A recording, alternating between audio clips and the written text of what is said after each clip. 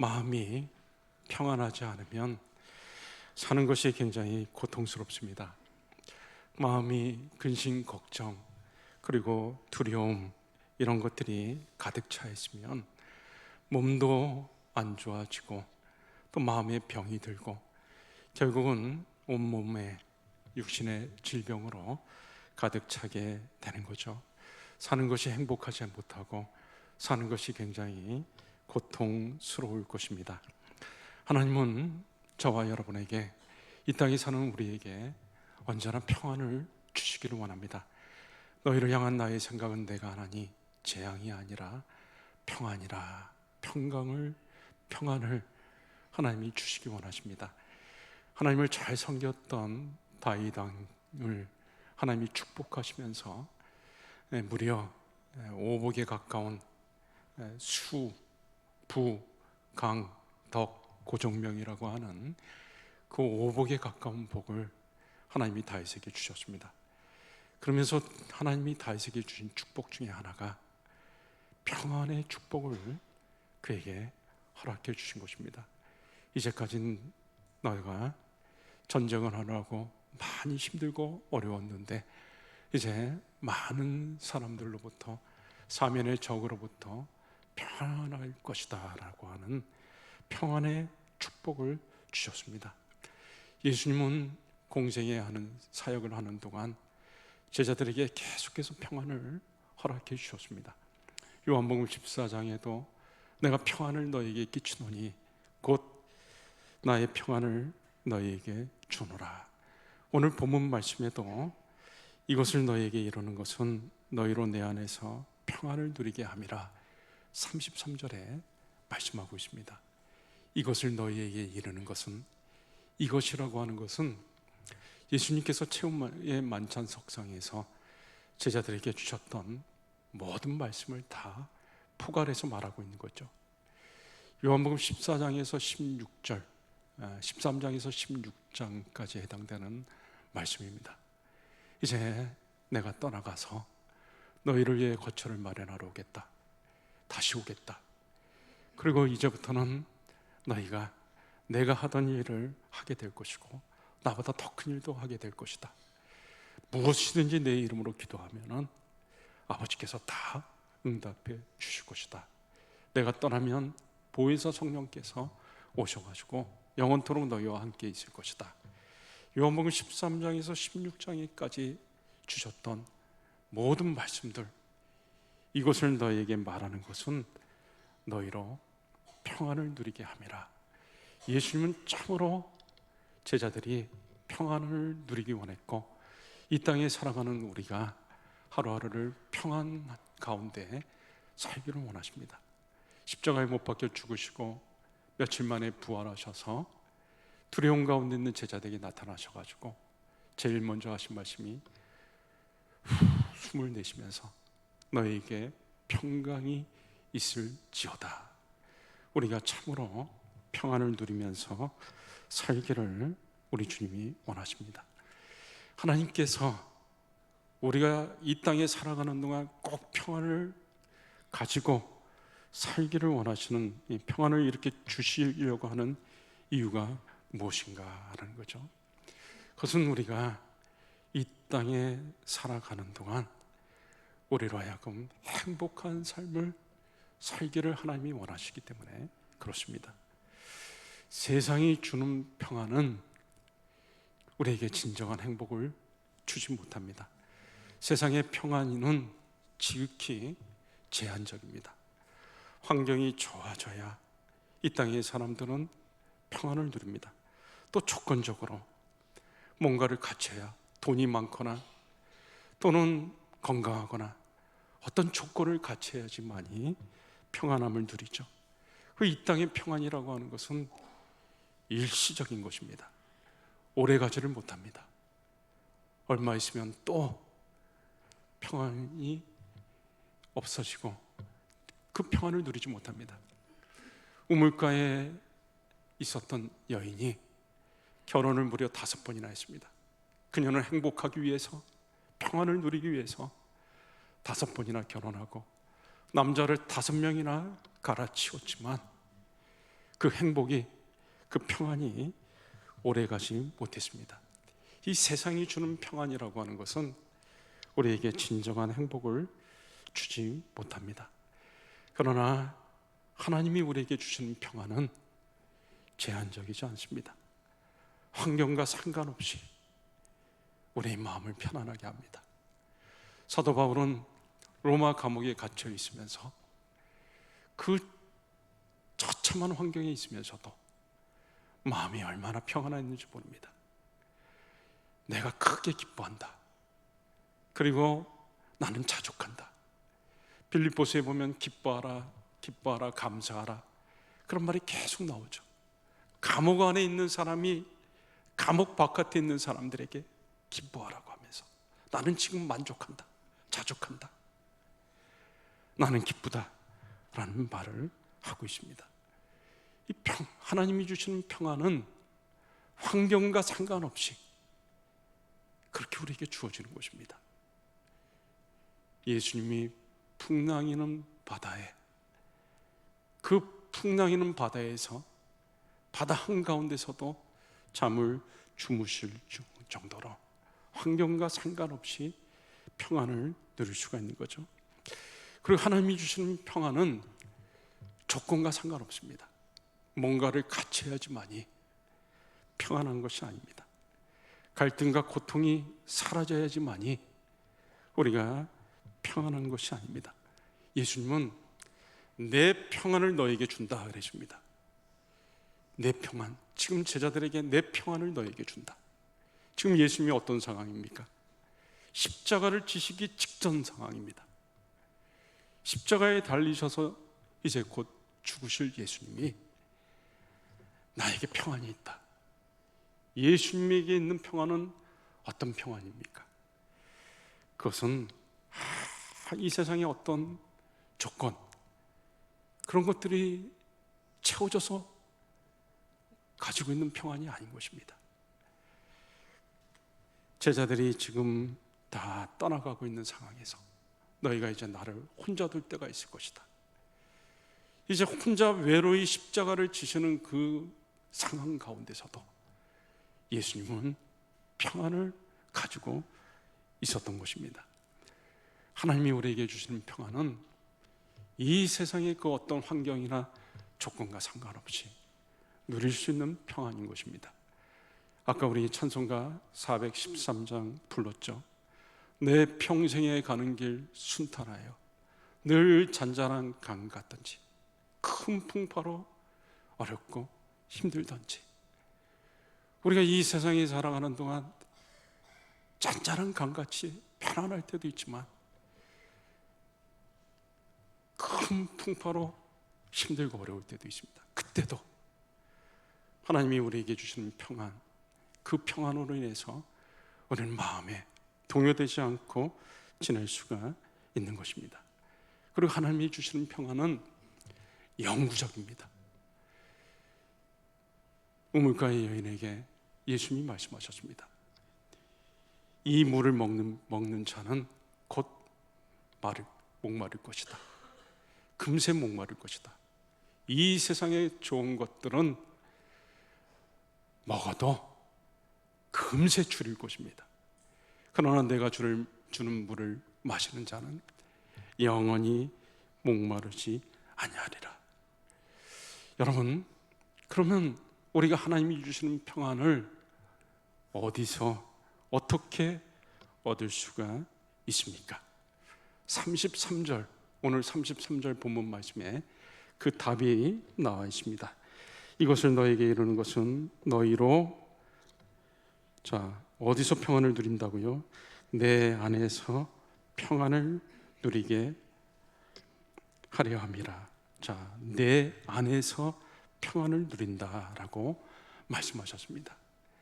하나님이 주시는 평안은 오직 예수님 안에서 누릴 수가 있는 것입니다. 예수님이만이 참 생명이시기 때문에 내가 길이요 진리요 생명이니, 그리고 예수님께서는 요한복음 15장에 포도나무 비유를 말씀을 통해 가지고 나는 포도나무고 너희는 가지다. 가지가 나무에 붙어 있어야지만이 생명을 누릴 수가 있고 열매를 맺을 수가 있다.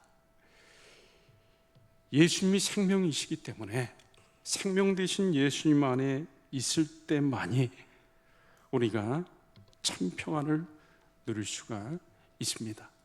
여러분, 하나님이 주시는 평안은 다른 데서 얻을 수 있는 것이 아닙니다. 사람에게서 얻을 수 있지 않습니다. 환경에 있지도 않습니다.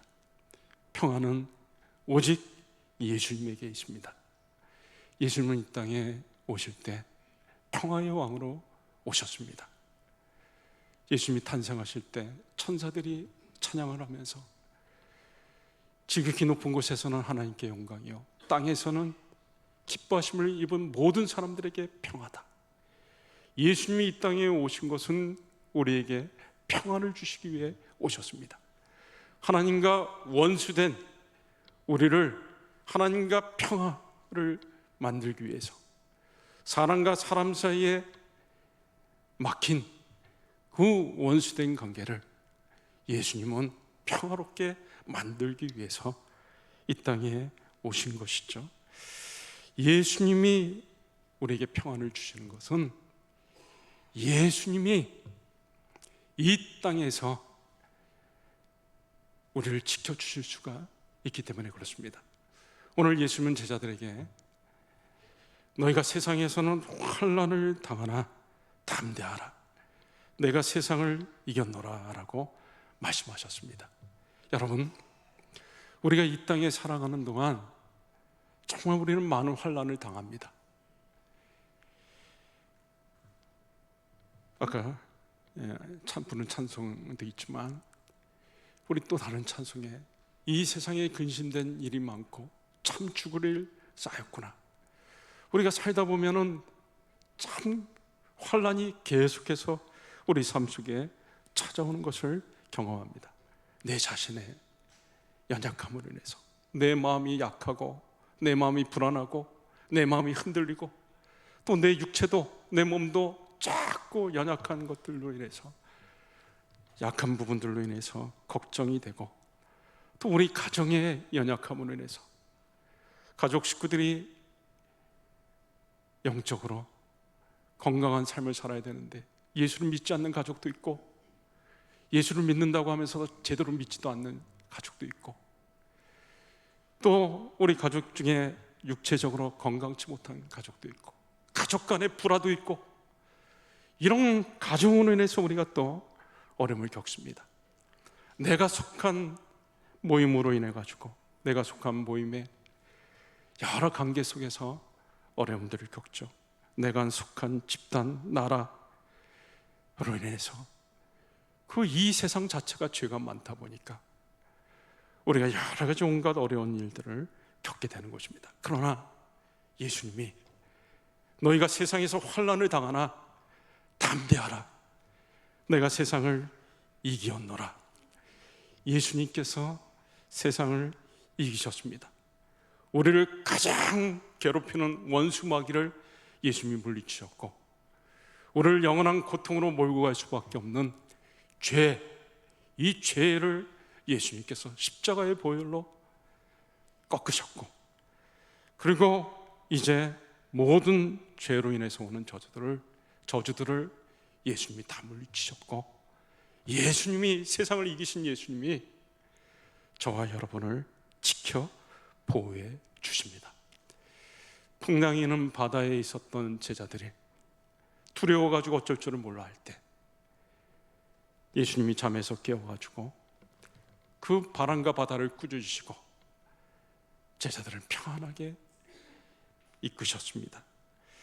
풍랑이는 바다에 있었던 사도 바울, 지중해 한가운데서 277명이나 되는 사람이 큰 풍랑을 만나서 13일 동안 태양을 보지 못하고 삶의 소망이 다 꺼져 있어서 다 죽어가고 있을 때 사도 바울은 일어나가지고 그 배 안에 있던 사람들을 오히려 위로해주고 격려해 주었습니다. 어떻게 그렇게 할 수가 있었죠? 우리 주님이 바울에게 나타나셔가지고 생명의 말씀을 주셨기 때문에 그럴 수가 있었던 것이죠. 여러분, 우리가 이 땅에 살아가는 동안 우리가 하루하루를 평안한 가운데서 살 수 있는 것은 세상을 이기신 예수님께서 저와 여러분들을 지켜 보호해 주시기 때문에 그런 것입니다. 선교사들을 파송할 때마다 또 교회에서 단기 파송 이렇게 보낼 때 많이 부르는 노래가 있습니다. 파송의 노래라고 하는 것입니다. 그 선교사들이 그 어려운 환경으로 갈 때, 목숨의 위협이 있는 그 어려운 선교 현장으로 갈 때 얼마나 힘들고 어렵겠습니까? 그러나 그 노래에 보면 너희 가는 길에 주가 함께 하시며 세상을 이기신 주 너와 늘 함께 하시며 승리케 하시네. 세상이 이기신 예수님께서 우리의 가는 걸음 한 걸음 한 걸음마다 함께 하셔서 우리를 지켜 보호해 주시고 우리로 하여금 승리하게 하시고 평안으로 이끌어 주는 것입니다. 여러분, 우리가 이 세상에 살아가는 동안 다른 것들은 우리를 지켜주지 못합니다. 다윗은 유다 지파의 왕이었을 때 헤브론의 수도를 삼고 통치를 했습니다. 그러나 그가 통일 왕국의 왕이 됐을 때는 예루살렘을 수도로 삼았습니다. 다윗은 전쟁에 능한 군인이었기 때문에 예루살렘을 딱 보는 순간 이곳이 바로 수도감이다. 예루살렘은 사방의 산으로 둘러싸여 있습니다. 외부의 적들이 쳐들어올 때 이 산들이 보호해 주고 있기 때문에 다윗은 이곳이야말로 수도하기에 가장 적합한 곳이다. 다윗의 생각대로 외부의 적들이 쳐들어오는 것들은 다 막을 수가 있었는데 자기가 낳은 아들 압살롬이 반역을 해가지고 아버지를 죽이겠다고 달려드는데 그것은 막을 수가 없었습니다. 다윗은 산들이 자기를 보호해 주리라고 생각을 했는데 그 산들이 자기를 지켜주지 못했습니다. 내부에서 일어난 적은 막을 수가 없었던 것이죠. 시편에 보면 내가 산을 향하여 눈을 들리라 나의 도움이 어디서 올꼬. 산이 나를 지켜주는 것이 아니라 나의 도움은 천지를 지으신 여호와에게서로다. 여러분, 이 세상의 그 어떤 것이 저와 여러분을 지켜주지 못합니다. 나의 배우자가 나를 지켜주지 못합니다. 내 남편이 나에게 참된 행복과 평안을 주지 못합니다. 내 아내가 나를 지켜주지 못합니다. 내 자녀도 내 부모도 진정으로 나를 지켜주지 못합니다. 내가 가진 물질이 나를 지켜주지 못합니다. 내가 지금 있는 이 지위가 나를 지켜주지 못합니다. 세상의 그 어떤 것들도 우리를 지켜주는 진정한 울타리가 되지 못합니다. 내가 지금 아무리 많은 것을 가졌다 할지라도, 좋은 것을 가지고 있다 할지라도 그것이 우리를 지켜주지 못하고 진정한 울타리가 되지 못합니다. 참된 평안은 우리가 예수님 안에 있을 때, 예수님 안에 있을 때 주어지는 것입니다. 우물가의 여인은 행복을 위해, 평안을 위해 5번이나 결혼을 하고 5명의 남자나 갈아치웠지만 진정한 만족이 없고 평안이 없었습니다. 그러나 그녀가 우물가에서 예수님을 만났을 때 그녀는 비로소 삶이 바뀌게 되었습니다.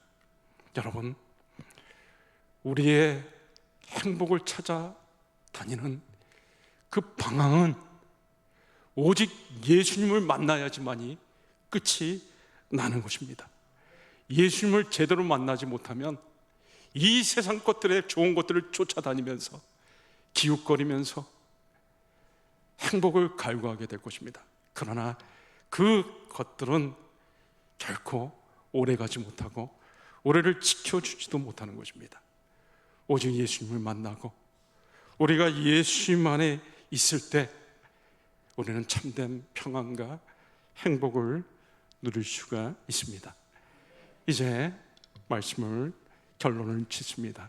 여러분, 예수님 밖에는 평안이 없습니다. 예수님을 떠나면 불행합니다.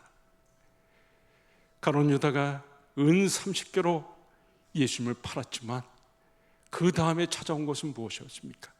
심한 죄책감, 그리고 자살하는 것으로 나아갔습니다. 예수를 떠나는 사람은 참된 행복과 평안을 누릴 수가 없습니다. 가정도 마찬가지입니다.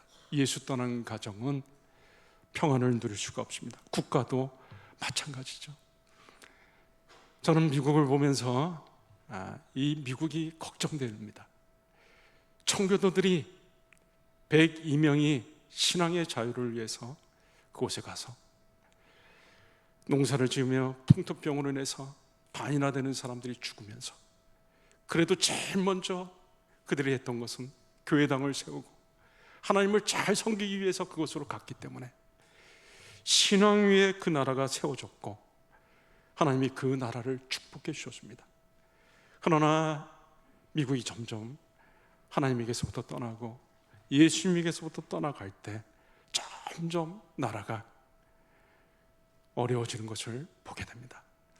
트럼프 대통령이 자국의 이익을 위해서 전 세계 나라들을 향해서 과도하게 압박하는 것은 온 세상 백성들을 섬겨야 하는 그런 신앙의 관점에서 보면 전혀 올바른 태도가 아닌 것이죠.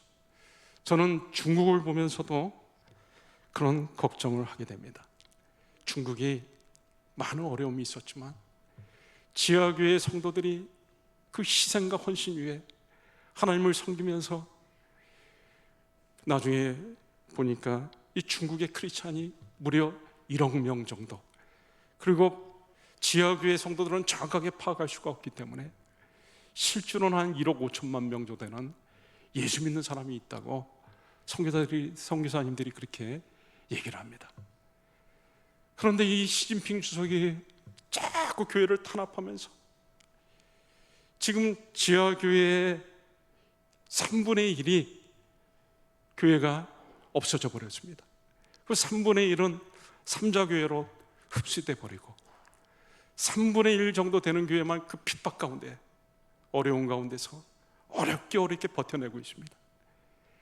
지금 중국에 있는 선교사들을 다 추방해가지고 우리 한국 선교사들 뿐만 아니라 중국에 가서 선교 활동을 하던 선교사들이 중국에서 다 쫓겨나고 말았습니다.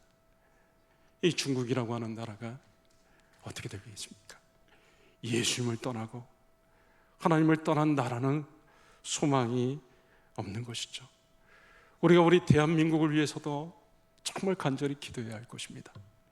대한민국이 수많은 어려운 가운데, 일제의 압제 가운데서 또 6.25 전쟁을 겪으면서 폐허가 됐던 나라지만 하나님의 은혜로 예수를 믿는 사람들의 그 신앙으로 하나님께서 이 나라를 축복해 주셔가지고 오늘 장로님께서 기도하셨지만 세계에서 선교사를 가장 많이 파송하는 1등, 2등 하는 나라가 되었습니다.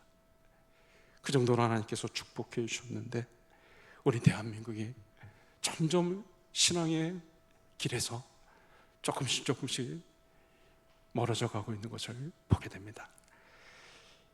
우리가 오직 예수님만의 거함으로 하나님이 주시는 평안을 빼앗기지 말아야겠습니다. 오늘 설교 제목이 빼앗길 수 없는 평안. 우리가 예수님 안에 거하기만 하면 우리의 평안은 빼앗기지 않을 것입니다. 그러나 우리가 다른 것들, 예수님 바깥에서 다른 것을 기웃거리고 다른 것을 향할 때 우리는 평안을 빼앗기고 말 것입니다. 저와 여러분이 오직 예수님 붙잡고 예수님 안에 거하여서 하나님이 주시는 참 평안을 날마다 누리시는 복된 삶을 영위해 가시기를 주의 이름으로 축원합니다. 이 시간에 우리 말씀 붙잡고 한 1분 정도만 같이 간절히 기도할 때 우리 자신이 예수님 안에 있게 하옵시고, 우리 가정이 예수님 안에 있게 하옵시고, 우리 대한민국이 예수님 안에 있게 하옵소서. 이 땅의 백성들이 예수님을 잘 믿고 섬기는 백성들이 되게 하옵소서. 우리 한 1, 2분 정도 같이 한번 간절히 기도하도록 하겠습니다.